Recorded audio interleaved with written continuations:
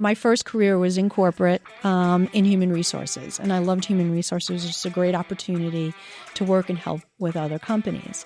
And when I went back to work, I didn't want to do HR anymore. I really wanted to do something that still helped firms, but I wanted to do it in a marketing arena. And to me, it was very similar. Helping performance for multiple firms was wonderful. And there was a lot of synergies between HR and marketing, and I just naturally gravitated towards it. So if you're just joining us on Touchtone Talks, we have Susan Catalona from JQ LaCourte with a strategic marketing firm talking to us today on marketing opportunities and how they impact the growth of your company.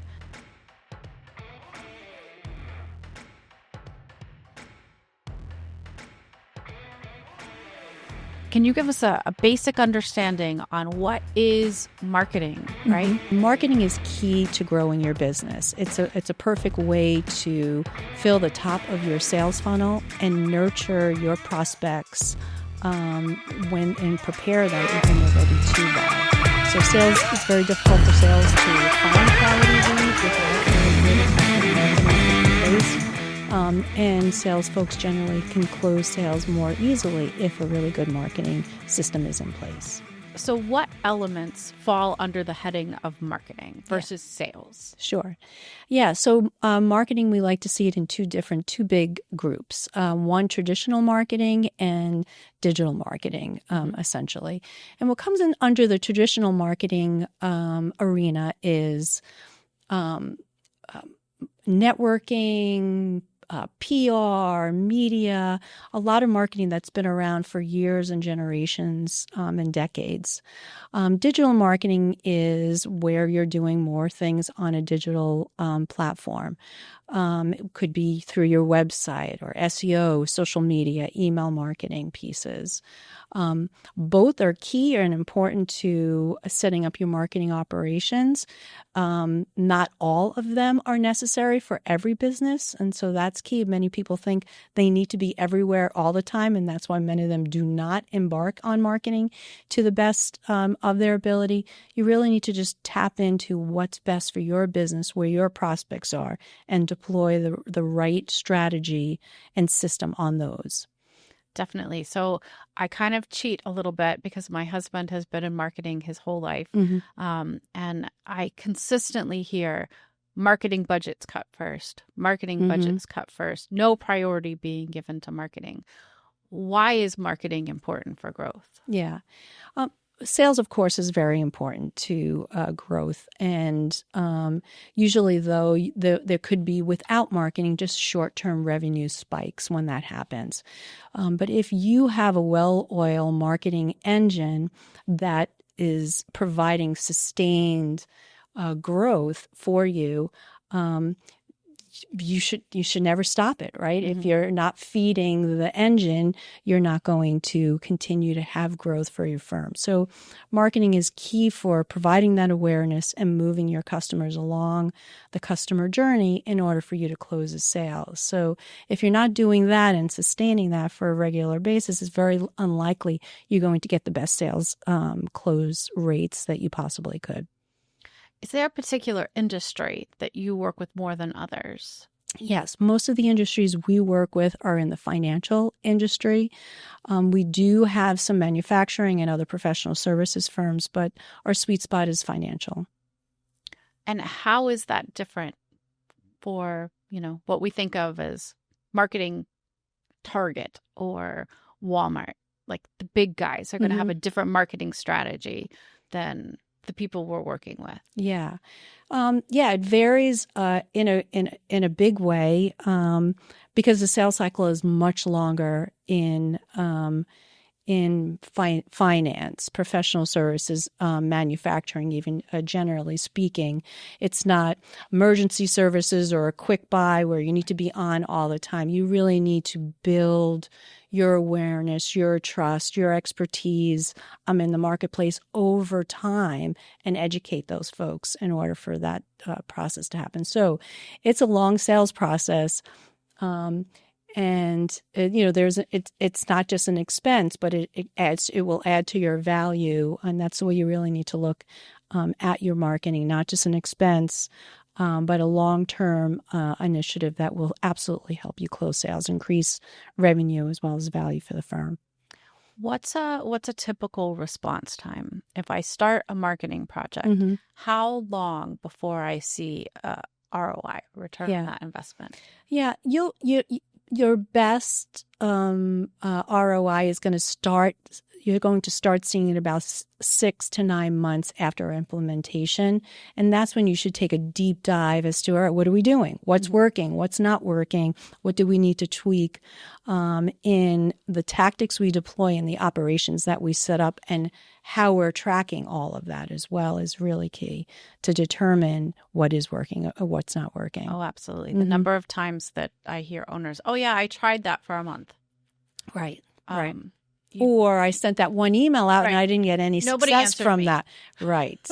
That's right. Or I don't want to do any email marketing because I just go in and delete all my email. Nobody's reading emails any longer. And so that's a very popular one. That's true. I do hear that, that myth often. So what if I have no marketing, right? I have my sales team. I've got my sales force. They're out beating the doors down for whatever they're marketing, right, or whatever they're selling, and I want to support them, and I'm on this growth trajectory because I'm starting to get ready to think about what the next steps are. What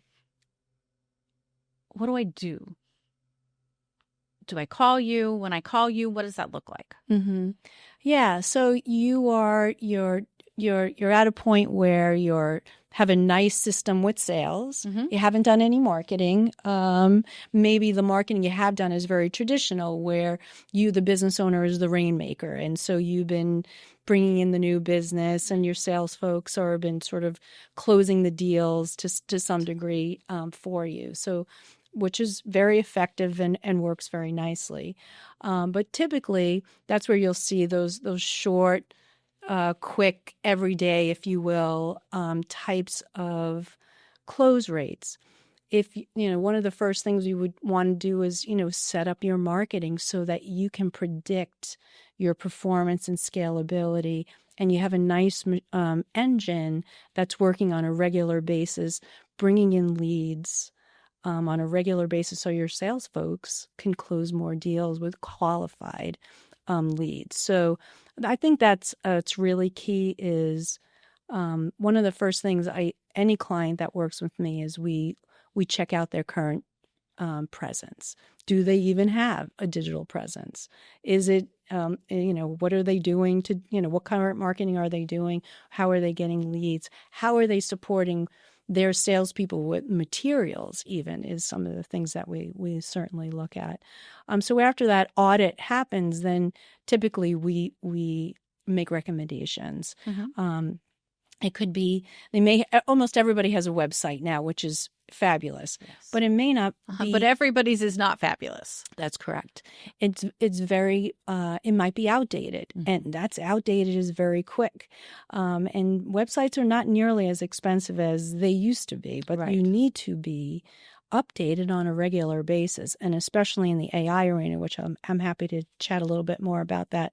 Things have changed in a big way, but certainly your website needs to not only look current and reflect your business as being current and not outdated, but it also must work within the technology behind things and how the search engines are finding you as well. I opened a website the other day, and it hasn't happened in a lot of time, but I opened it on my phone. And I was like, why do I have a screen full of letters and numbers? Yeah. I haven't seen one of those in a long time. It was not optimized for phone use. Right. Yeah. And I was like, I didn't even know that was still an option. Yeah. Right. Yeah, I haven't seen that in a while. Yeah, it's not responsive. So yeah, that's, probably 10 years ago, that was a key component to changing your website so it's responsive for all different devices. And that is certainly key. And Google that's still very important to them. Plus other things now, since AI has become so indoctrinated in all that we're doing online. But it's constantly changing, and you need to work with experts that are working with websites, the development and the changes and the technological components all the way. Design is key and important to reflect your brand and to attract the ideal clients to your firm, but all the development and the technological pieces behind it are just as important as well. AI is changing so rapidly. There's no way that those of us that are not day-to-day AI operators are going to be the most up-to-date current on how it works. Yeah, no question. I'd love to talk about that and how it impacts marketing today. We love AI, and applying it into marketing is fabulous, and I highly recommend. I know there's a lot of people are uncertain, it's change, and it's clearly disruptive, but there are some wonderful enhancements that you can add to your business, especially in the marketing arena. And one is AI is being built into a lot of marketing tools. So if you're using marketing automation or CRM systems like HubSpot or Salesforce, they're building AI tools in there. So it makes it very easy and efficient for you to write emails, to keep track of what's going on in clients, with clients or prospects rather, as well. I'm not saying you don't have to do any of it. You still have to review it and revise it. That is key piece as well, but it does make it a lot more efficient. You can get a lot more done working with these tools within these marketing platforms. Also, there's wonderful operational efficiencies you can get with AI tools too. We use Microsoft Copilot to organize and streamline our process. We use Monday. There's so many fabulous tools out there. There are, and they really do enhance your operations, and you are able to get things done far more efficiently. But you have to learn a new method, though. You have to be willing to step outside the comfort zone of Excel spreadsheet and just old school classic email. And that's correct. You do. And and that is true for everyone, right? You can't stop technology or your business will die, right? So you need to figure out a way to adapt it. And we as humans we don't love change, so that makes it a lot harder. But once you do take the step, or even get a team in place to take the step and really look best for you and make recommendations, almost everybody falls in love with it because it just makes things so much easier than when we did before. Well, and I am not a natural adopter. I am a natural skeptic. So I, saw all the potential problems of, well, tell me how you're going to make sure my client's information is still protected if you're using anything that's AI adjacent. Right. And until they solved those problems with enterprise-based systems at an affordable rate. Yeah, right. I was unwilling. Right. To play with it at all. And so we've only recently kind of made the steps into using it in the firm. Good. Because I just wanted everything safe and secure. And rightfully so. Right. Before there was a chance. Yeah. But you're right. As soon as you get used to it, I will not be as native as my children by any stretch of the imagination, ever. But it does so many things and not all perfect. So it takes more people, which is good in my mind. I still want the people involved. I still want my advisors involved in what's being written and what's going out with their name and Touchstone's name and things like that. So I'm not ready to hand over the keys or anything. Yeah, and it's not ready for that yet. Efficiency. Yeah, and it's not ready for that just yet. But anyway, it will. Still needs, it'll get there exactly. Eventually. It still needs the human touch and review, no question. But in marketing, the biggest change, I just want to say this one last piece around that is with the AI, Google AI search and the chat boxes like the large language models like ChatGPT and Gemini and other ones.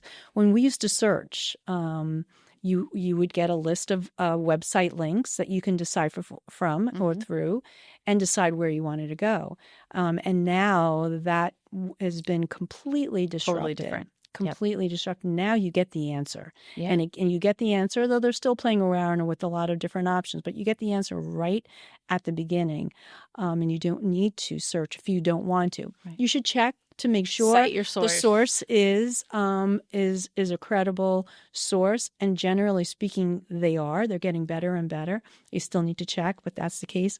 But you as a business owner and the way you're doing your marketing, you now need to think about your content and the way you produce it in a different way to perhaps more likely appear in an AI summary or in one of those chat boxes.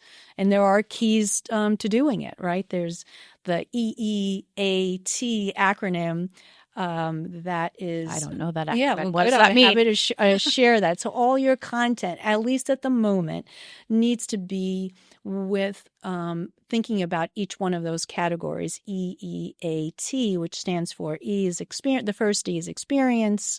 So you have to any content you're getting out anywhere, you should be demonstrating these components in it. For Google AI or the chat box to kind of more qualify or validate you as a reputable source, so you're more likely to show up in either a summary or in a chat box. So the E stands for experience, what's your experience in the industry, the marketplace. Expertise is the second E. A is authority. Do you have authoritative content or authority in the marketplace? And T stands for trust and trustworthy. So this is what the systems are constantly evaluating when you're looking at all your content. So it's key, any content you're getting out, you're including keeping that in mind. That makes sense. That's honestly, if I'm viewing something, that's what I'm looking for. Right. So the fact that we can have a digital screening process for that is very helpful. Yeah, it's key. Yeah, so it's good. And there are ways to do it and write it in your content that makes it very helpful. But it's a key piece that we are instructing all our clients or drafting content that's with that in mind. And most really good firms that have been getting out content, like your firm does, you do that every time. It's natural for you to do that. But for firms that haven't, and they're starting to do that, and they want to look like they are a modern firm, that these are the things that they need to be mindful of before they get any content out. Yeah, absolutely. That was the origination of Touchstone Talks. How can we get information out in ways that are easier for people to understand it, hear it, and trust it? Right. Yeah. It's perfect. Yeah. So that's great advice. Marketing is definitely involved in growing. Tell me how we need to prep marketing for an exit.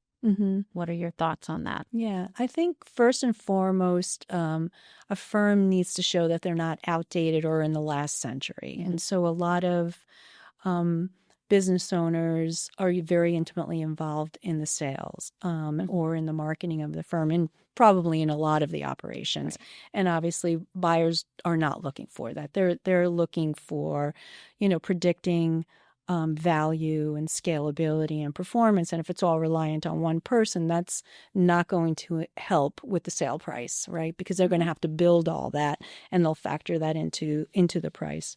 So that's first and foremost, is going digital around your marketing, especially around lead generation. That is key. So having a very updated digital presence is key. Website, social, email, SEO. So you look like you're in the current, and you're not an outdated business, but you're a good business, and you will be able to produce performance in a regular basis. That's key around digital. And then producing leads is also key. Having a nice marketing engine that is producing leads on qualified quality leads on a regular basis that you're able to convert, become customer acquisition, as well as having retention systems in place as well, are key pieces to your marketing. So certainly the business owner moving he or she in other capacities, so you can move and build your digital presence, leads. Then it has to be marketing automation and CRM so you can track everything you're doing and tie it to the sales. I mean, that is key. And HubSpot and Salesforce are great platforms. And there are others, many others that can do that. So you can see really what is working. So that is a key component for any marketing that we do with our clients. Yeah, we would recommend. Yeah, KPIs are really important, and people forget about those. And it's one of the number one diligence items. What KPIs are you tracking? Right. How are you tracking them? Where are you getting your information? Buyers are always looking for that. Right. When I get an owner that goes, "Okay, what?" Yeah, then you have some education to do, right? Like, yeah. Okay, wait a minute. Yeah. Right. So, in a situation like that, the question becomes, is, the age old, is the juice worth the squeeze, right? At what point are they too far behind the 8 ball, and updating the marketing is going to take so much time, right? And so how far, how early do I need to fix my marketing before I go, okay, now I should transact? Yeah. So just like your Exit Advantage program, we're recommending, if you're looking to sell, you need to start getting this in place 3 to 5 years before you're looking to exit. It's going to take, buyers are going to see through a spike in sales if you just do that right around the time you're going to exit, and then obviously that's going to reflect the sale price for sure, because they'll have to build it. So I think a key piece will be, showing this predictable, scalable business over a number of years is going to maximize the sale price for firms. So yeah, I would agree with that. We have many times put into marketing materials for selling the business that the number one growth opportunity is to upgrade their marketing efforts, right? Because it is just, they need, for whatever reasons, need to sell now, right? And they're not going to get the benefit of that 3-year kind of boost. That's right. Right. So it becomes, but there are still any marketing at that point. Although I will tell a funny story real quick. We had a diligence item when they ask for our marketing. We ask them for their marketing materials, and normally it's uploaded into the data room for us. And I had a client say, "I need to mail them to you." Oh, and I was like, "You need to mail me your marketing materials? What?" Yes. Typed, taped brochures. Wow. I was like, I haven't seen that since high school. Yes. Yes.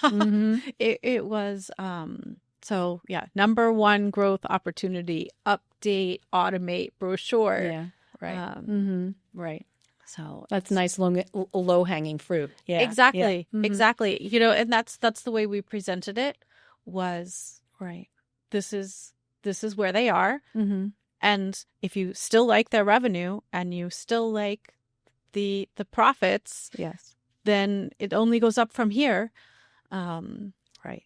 So there are some benefits of not upgrading. Right. Yeah. So it's just an evaluation, and you guys would go through that in conjunction with us during an Exit Advantage.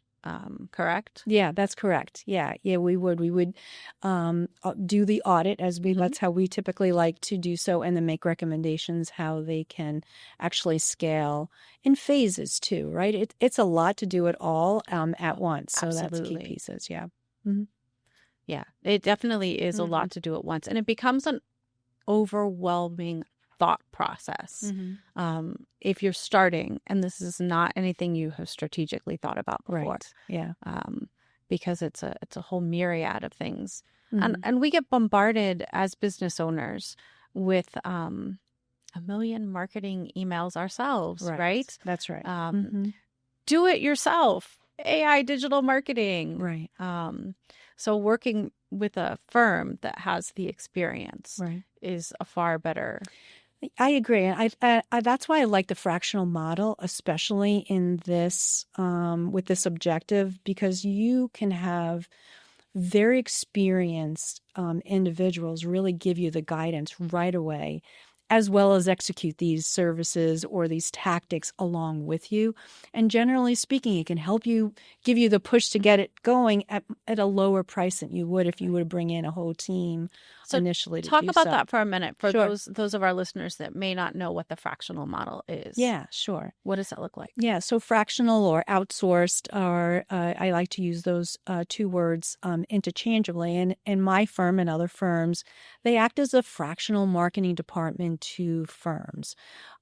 For a firm that's looking to exit, and it's going to be 3 to 5 years, we would come in and act as their marketing department. It would not be a full-time basis. It would be a fraction of what a full-time team would do. So we would act as their chief marketing officer, doing the audit and the strategy and the plan, put that in place so they can set up all their marketing automation, get a nice, well-oiled marketing machine happening, and then deploy and get the vendors to actually assist them to do so. Or there may even be some infrastructure internally that might be able to execute some of the services as well. Every firm, it varies based on their capability, their willingness to do some of this, and their budget. I mean, those are typical things that we have to look at. Yeah, I think that those are all very smart things to consider. But it's a nice way to build up your machine or your engine faster. Because you have this capability with a firm that's done it many times, we can easily evaluate and help you deploy the things that need to get deployed and when they should get deployed to get to that nice, well-oiled machine that you're looking for. Yeah. Well, I know we call you and I'm like, hey, what do you think about? Right. Yeah. And that's always very helpful to have a sounding board. Yeah. Oh, yeah. Anytime. Yeah. Happy to do so. The last question that we ask all of our guests, if you were not running your marketing firm, what other career path would you have chosen? Yeah, I would have chosen to be an engineer. We run our firm very much like an engineering firm. We're always mindful of efficiencies and operations. But yeah, I'm sorry I didn't start actually in the engineering industry. I think that would have been a wonderful place to start rather than circling back towards the middle to end of my career. Well, we love it. And I don't remember what else I said earlier. Sorry. Yeah, maybe you do. Yeah. No, that's okay. So we see that as an interesting question, that the number of people that have gotten chefs and plumbers and things that, just... Yeah, I mean, honestly, this is my second career, so this is the career I love, and I should have always been drawn to, or should have been even open to marketing and in the sales piece. But the engineering start would have certainly been the best place to start. But yeah, I bet you get very interesting responses around that. Yes, absolutely. Well, thank you for joining us. You said something which was good, I think, because we can cut that. You said something about the engineer and the creative. Oh, you're right. You want to do you're that right. piece? That was really good. Sure. That was really good. So that's pretty interesting. You don't generally see a creative pairing with an engineering. Those are generally different minds. Yeah, exactly. And I think most people assume a marketing agency is a very creative agency. And we like to look at it as, yes, there are some creative aspects that are very important for businesses. But we have creative folks that will do design and add creative copy for businesses. But the key for us is really looking at what works, what's going to attract your ideal prospect through visuals and content, and writing it in a way in which that it's going to do that. Not necessarily doesn't need to be the most wildly creative way. It needs to match who your ideal prospects certainly are. We're the marketing engineers and that's just the way we like to look at it. We're first and foremost business owners, and every client that we work, we look at it how can we help their business and do it in the most cost-effective way and get the best results for them. So operations and efficiency are probably first and foremost, and then the creative comes in certainly after that. Interesting. Excellent. Well, thank you for sharing. Thank you for joining us, Susan. My pleasure. If you're joining us on Touchstone Talks, please like, follow, and click Spotify, Apple, all the platforms. YouTube, if you want to see us in person, and our smiling faces on the screen, you're welcome to follow that as well. Susan's page will have all of her marketing, her LinkedIn, her website, and all her social contact will be there as well. So if you're looking to get a hold of Susan, please do so. Thanks for having me. Thank you. Yeah, you're welcome.